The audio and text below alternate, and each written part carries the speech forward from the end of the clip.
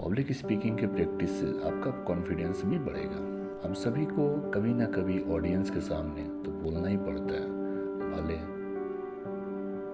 उस समय school project के समय आए या फिर जॉब इंटरव्यू के टाइम। आमतौर पे लोग बोलने से पहले काफ़ी नर्वस रहते हैं।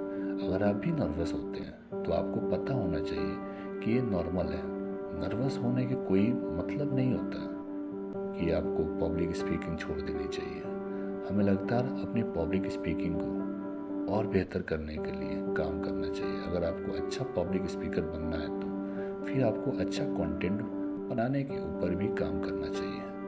आपको आपके अंदर अच्छे कंटेंट की काबिलियत को पैदा करना पड़ेगा।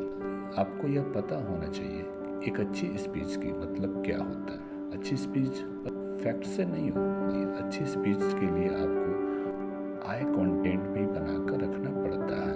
कुछ की पॉइंट्स हैं जिसके ऊपर आपको काम करने की शुरुआत करनी चाहिए, जैसे कि आई कंटेंट, पोस्चर और वॉइस मॉड्यूलेशन। इसी के साथ ही आपको यह भी सीखना पड़ेगा कि स्पीच को सही सटीक तरीके से स्ट्रक्चर कैसे करना चाहिए।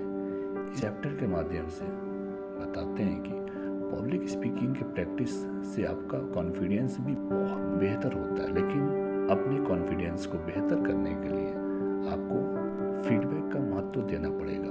फीडबैक से पता चलेगा कि आपकी कमी कहाँ पर आ गई है। रियान एवरी अपनी फील्ड में इतने सक्सेसफुल इसलिए हुए हैं क्योंकि उन्हें पता था कि वो फीडबैक का सही कैसे करना है।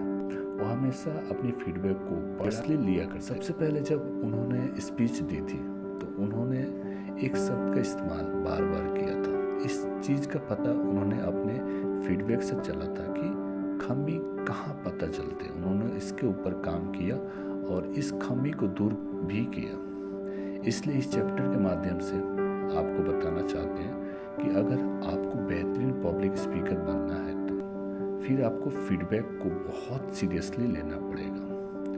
पब्लिक स्पीकिंग के लिए महत्वपूर्ण बात यह है कि अगर आप एक्सपर्ट के सामने बोलने वाले हैं तो फिर आपको अपनी रिसर्च मजबूत करके बोलने की शुरुआत करनी चाहिए। इसके साथ ही आपको इस बात का ख्याल भी रखना पड़ेगा आप जिस भी टॉपिक के ऊपर बोलने वाले हो उसके ऊपर इंटरेस्ट भी होना चाहिए। ऐसा नहीं होना चाहिए कि आपको माइक्रोबायोलॉजी के बारे में बोलना हो और आपको साइंस में कोई इंटरेस्ट नहीं हो।